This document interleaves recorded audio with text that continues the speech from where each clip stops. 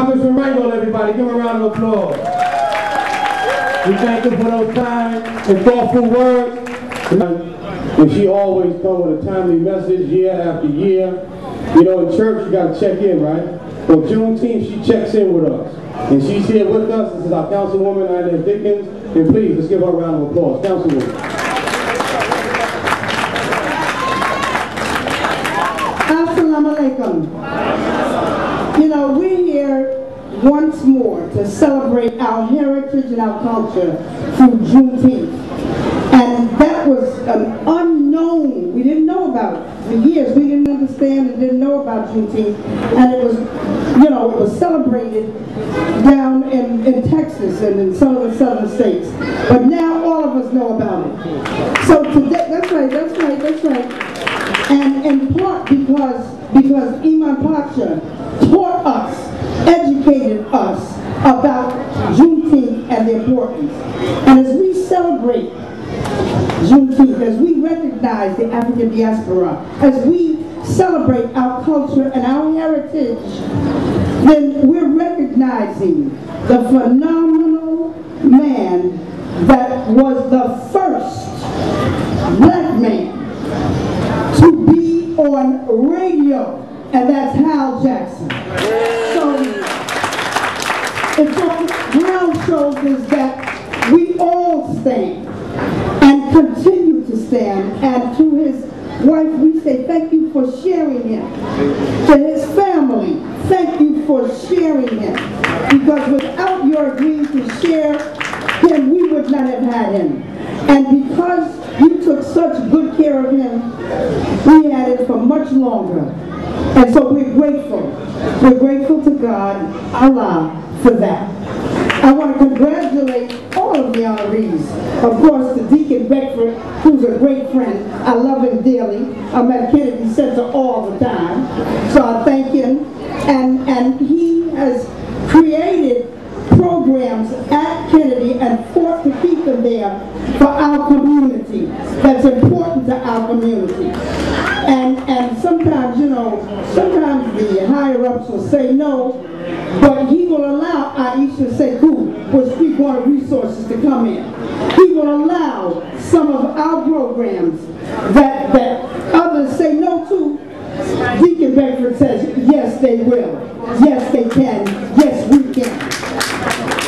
And of course, to the phenomenal Lady Diva, Ruby Kitchen, the TA president at King Towers. I mean, the congressman spoke just a little bit about her fried chicken. But, you know, I want to talk, well, she's just a great cook. But I want to talk about the fight that she has done. She stood tall, and when the president, Barack Obama, was putting out stimulus funding for night shifts, she fought and saw to it that King Towers was the first night shift to get that money. That's what this woman did. That's what this woman did. 25, Deacon Bedford continued to work to serve the people of God and live the good news of the gospel. Ladies and gentlemen, I give to you Mr. Rodney Bedford. A. Bedford and family, honoring our best for outstanding and dedicated service with gratitude from the Juneteenth Committee of Massachusetts Malcolm Shabbat. And y'all know what Catholic service is like, you know, 5 seconds and you out? But you see, I'm part of a black church. That's a little different. You don't give a minister the mic. However, I'm not going to do that to y'all. Okay. I'm going to try not to do that to y'all. Okay. But I have to bring up a couple of great points about what everyone else has said, the three-headed monster. One of the three-headed monsters plaguing our community isn't just guns, it's us. And you know, at Kennedy Center is run by Catholic Charities. You see, my job is to clothe the naked, to feed the hungry, to take care of the family, to look out for all of those things that Jesus says in Matthew's Gospel. That is the mission. If I'm not doing that, I'm in the wrong place. That is what we should be about all the time in our community, about all of us. So I'm so blessed. You see, I'm blessed because I got a job doing what Jesus told me to do, and I'm getting paid for it. You see, my business life was wonderful. It prepared me for all this, but one thing that isn't said there, that every step along the way from the time I was 12 years old, I was always involved with doing something for somebody else, because those who were ahead of me made me do it. They made me who I am. They made me love helping people. They made me do the right thing. And they smacked me upside my head when I didn't.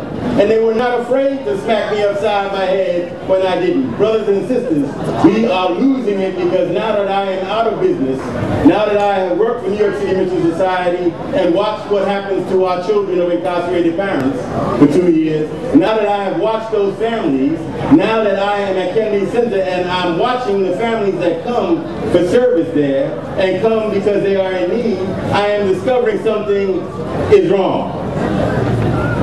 I am seeing that what couldn't knock us out through slavery, slavery couldn't take us apart. No matter what they did, they took our parents and they gave them to somebody else. But it still didn't take us apart.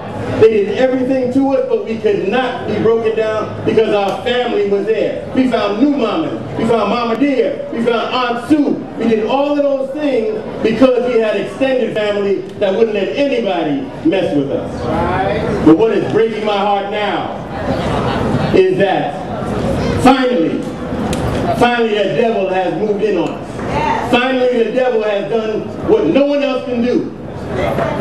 Broke up our family. I'm finding broken families all over the place. I'm finding people who don't know who God is. I'm finding grandma who's 35 who ain't never been in a mosque, never been in a church, who wear rosies around their necks as decoration instead of means of prayer. Brothers and sisters, we got to do something, and we can't be afraid. Our parents weren't afraid. Our heroes and sheroes were not afraid. Everyone who got an honor here was not afraid. We cannot be afraid to straighten up what is wrong with us. The three-headed monster, the third one is us. Our families are broken. Brothers and sisters, we can fix it. If you walk into Kennedy Center, I'll do a commercial here and then I'll stop. My commercial is that there's a senior center there, the best one I say in Harlem, because there's about 100 people, 200 people feeding them a day. And they party, they work, man, they good.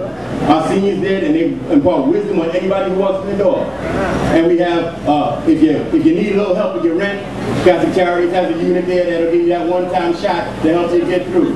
Come on and see if you need it, okay? There's Catholic Guardians there because our children have fallen through the cracks. Our children need foster parents. Some of y'all need to be foster parents. Your unofficial ones, be official ones, to take some of our kids into your home, okay? We have all kind of other things here. We have a lot of meetings and stuff here because I need your organization to come on there and fill up this space. I was sent by Catholic Charities up here to bring this building back to the community. And as I told Congressman Rango, I may be of the church, the Catholic Church in New York, but I'm from here. You see? So we got to be up in there too. 6,000 people come to Kennedy Center every day. And when they walk in the door, they hit the front desk, and at the front desk, what they have is a little sign up there that says, "Gentlemen, take off your hat." There's another sign on the other side of the table that says, "Sagging, not allowed." And if they can't read, you turn it around, and there's a picture of two guys with their pants sagging and a big X through it. So what I'm suggesting is, any of you who got businesses or churches, get yourself a sign. If you don't want to say anything out loud, do something and stop talking. Put the sign in front of them, they understand it real good. Because out of those 6,000, those kids who come in there for gym and everything else, as they walk into the door, they start pulling up their pants. They take off their hat. I ain't got to go to change it. Only if we step up will it change. So brothers and sisters, on that, I rest. But we must do something, and we must do something now to bring our families back, bit by bit by bit. And we will honor those who went before us. Thank you. Amen. Thank you, and smile. Here we go. Thank you. Great, thank you. And we're here at the King Fest Jewelry, and one of the honorees today, Grand Marshal, in fact. What is the name, my brother? Yeah, Deacon Rodney Bedford. Tell us a bit about yourself, my brother. Oh man, I've talked about myself. Oh, that's hard. Oh, okay. I'm a humble man, but I'm a preacher, so I can talk. Yeah. Oh, okay. But also too, you mentioned about helping people. that's important, right? Yes, yes. Everything that we're about there is to help those in our community. The Archdiocese put me there and whatnot because I'm from the community. And as such, I kind of understand a little more than bringing somebody in from the outside to be able to get to the community. Everything we do there has to bring people back into the community and for the community's good. Okay, and that's kind of what we're about. The senior center, the foster care in there, the housing development HPD unit that's in there for helping people out. You said you went to the Continental Michelle, right? Yeah, I went to Continental Michelle, yeah. And I need to finish because I got this job and I had to stop. I have 112 credits. Oh no! Okay, we got to work down on it. I got to get back there. We got to work on it. But no, it's a wonderful institution, especially for those of us who came through the old way. You know, who worked their way up. Yes. And then those days are gone when you can be an executive and not have achieved that. I got mine by working in it. Yes.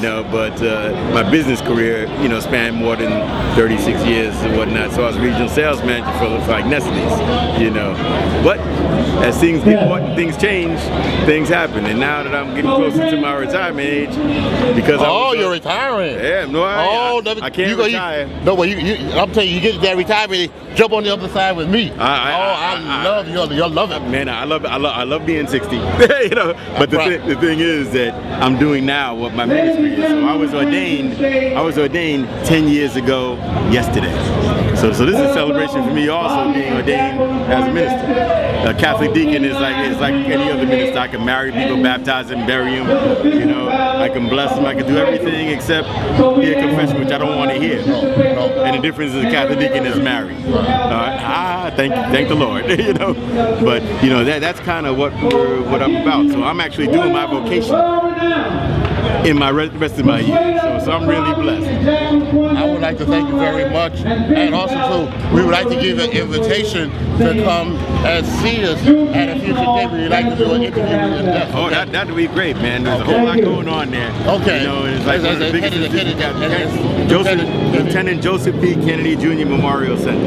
Okay. It was Harlem's Boys Club. Okay. And in 1954 it was purchased by the Catholic Church and by the Kennedys. Okay. For us. Okay. And that's what we're gonna make sure it is for us, by us, in our place, doing what we gotta do. All right. God bless the Kennedys. Yeah, well, I can use some more of their money. So if you know any of them, man, tell them we got to send the name after them, and we can use some more money. Okay. I'm only kidding. We're kidding, folks. All right. We're kidding. But thank you so much, and we're looking forward to seeing you in the next. Very good. Closing out today's LMS show, saw that Al Hinton, the Righteous Brothers, Roy Hamilton, so many people. This is a classic. Oh My Love, My Darling, sang by Lee Ann Rimes. Take it out and see you soon.